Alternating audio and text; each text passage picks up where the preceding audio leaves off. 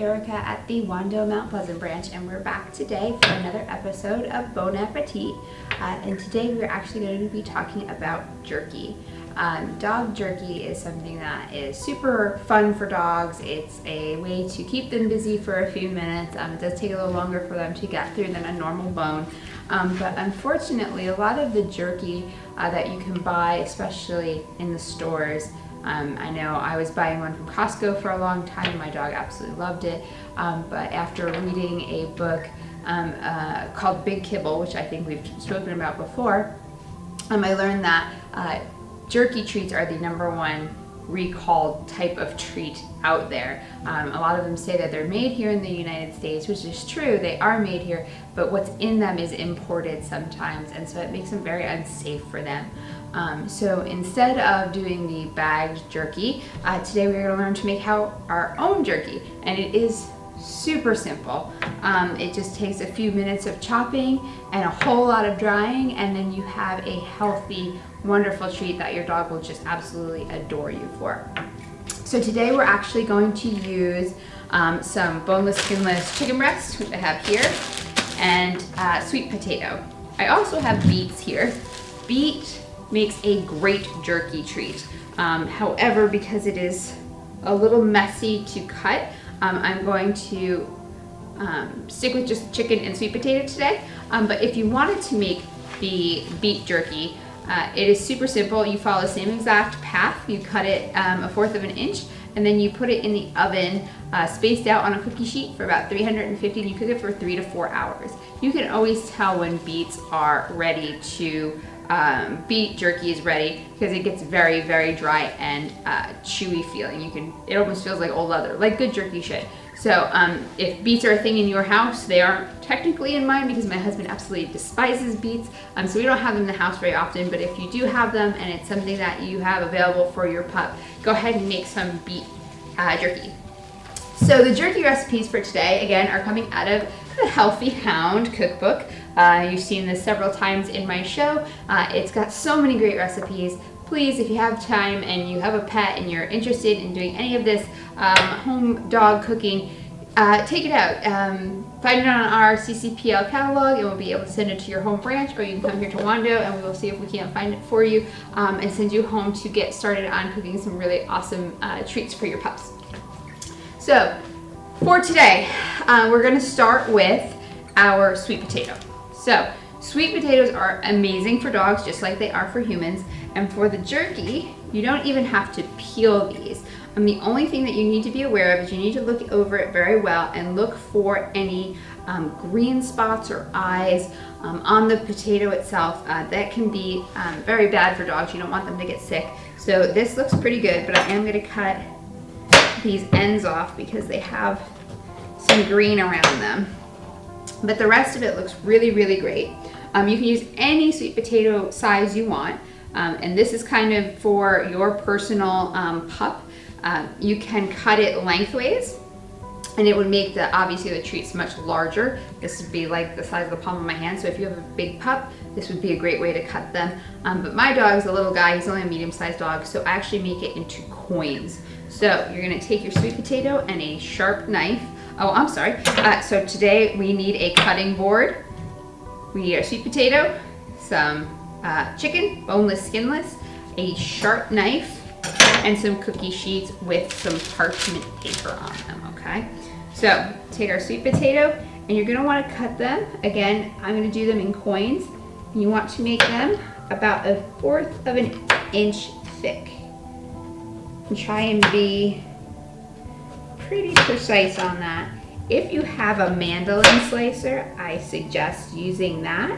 I am terrified of a mandolin slicer, so I don't have one at my house.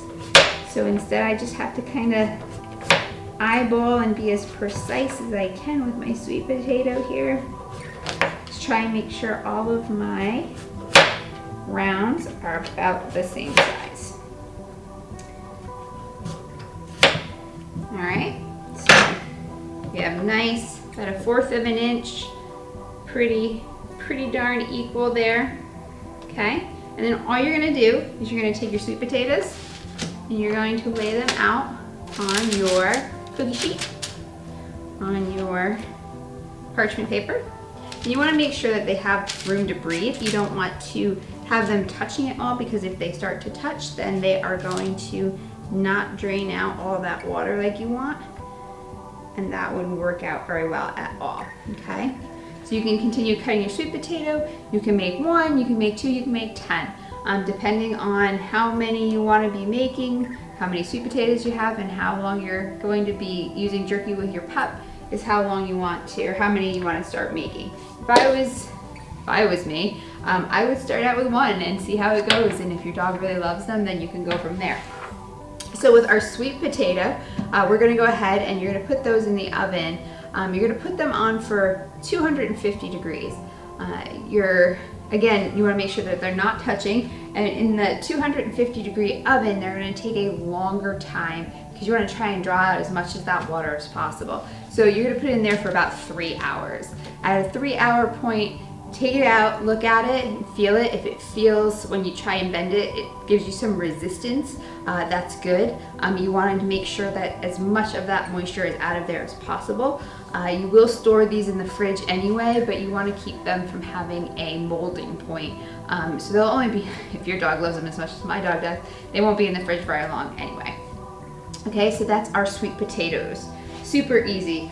Hot oven, 350 for 3 hours, and then check them every so often afterwards, just to make sure that they are to the point where you would want them to be.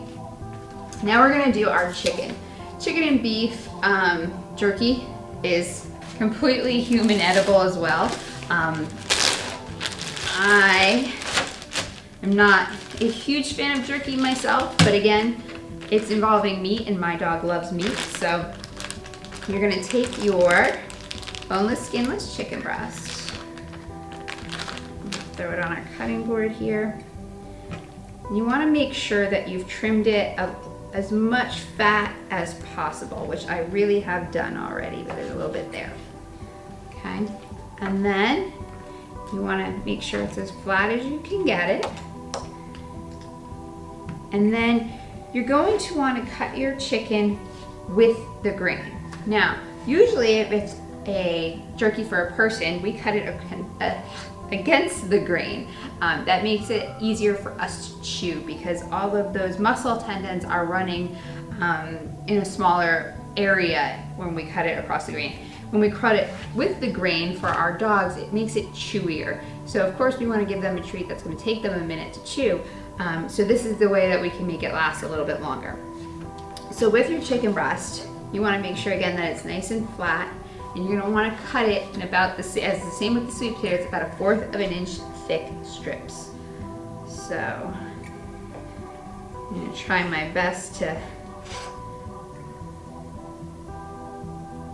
measure that out by eye. If you're much more precise than I am, then you could easily mark it off with a ruler first, kitchen ruler. But I'm all about eyeballing it, as you've seen with my baking as well. As long as it doesn't get too thick, it's going to be fine. It doesn't have to be a work of art. You just want to make sure that it's thin enough that the moisture in it is going to cook out of it somewhat quickly. You don't want to have your chicken in the oven for 14 hours because your entire house is going to heat up, and this is Charleston and it's the summer, so nobody wants to do that. So just going to keep cutting. Here's our chicken strips. As you can see, a little hanging piece there, but they are about 1/4 of an inch thick. Looks just like chicken bacon. So this is exactly what you want. And then you're going to take your chicken and you're going to go ahead, and once it's all cut, you are going to put them on our baking sheet. And you want to make sure they're at least, you can say, 1/2 inch apart. Again, you don't want them to touch at all because if they start touching, they are going to take longer to dry out, and you don't want to make it any longer than you have to. So we're going to lay all these guys out. I'm just reusing my sheet with my sweet potatoes here. Once you have your chicken all nicely laid out, you're gonna go ahead and put it into the oven. The oven is going to go down, so if you started with your sweet potatoes first, you're at 350. Right now, you're gonna wanna go ahead and drop that. You're gonna drop it down to 170 degrees Fahrenheit because we're gonna bake it for much longer of a period of time. So the sweet potatoes, we did 250 for 3 hours, and now we're gonna drop this down to 170 degrees Fahrenheit, or the lowest that your oven can go. I believe mine bottoms out at 150. And you're gonna put it in there for 3 to 4 hours. At that 3 to 4 hour mark, you're gonna wanna go ahead and check it. Same with the sweet potatoes, you're looking to make sure that the moisture is cooking out of it and that it's starting to become very brittle. These are cut so that they'll be chewy, so the same thing, if you bend that in half, you wanna make sure that it doesn't snap because that might be too well done.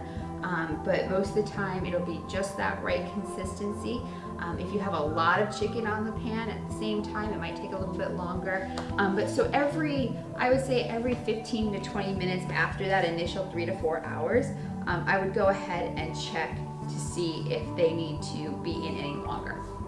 And then when they're done, we'll take them out and put them on some drying racks. They have to sit off of the table, so you would put them on a cooling rack just like you would your cupcakes or anything else.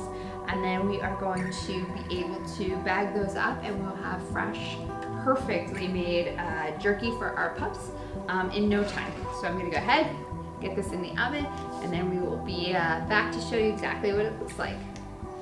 Hey guys, so we are back with our jerky treats that we made a little earlier today. If you remember, we made the jerky chicken and we made jerky out of the sweet potatoes. So the sweet potatoes came out amazing. We were supposed to do these at 170 degrees for about usually 2 hours. Mine actually took like 4 hours. As you can see, they're really hard to rip, which is exactly what you want them to be like. So they're good and chewy for your dog. You wanna make sure that they're good and dried out. So this is our chicken jerky. As you can see, it's very pliable. It's gonna be nice and hard for them to chew up real quick. You wanna make sure that it is dry enough, just like with our sweet potatoes. We did these at about, I think, 250 degrees for about 3 hours. Mine actually took 4. The reason being is you want to make sure your jerky is very well dried out. If it goes into the refrigerator in a Ziploc bag and it's not completely dried out, it will actually begin to mold. And then once it begins to mold, it can very much do damage to your dog's digestive system, and you don't want that. The whole point of this is to make good, healthy treats that will make them happy.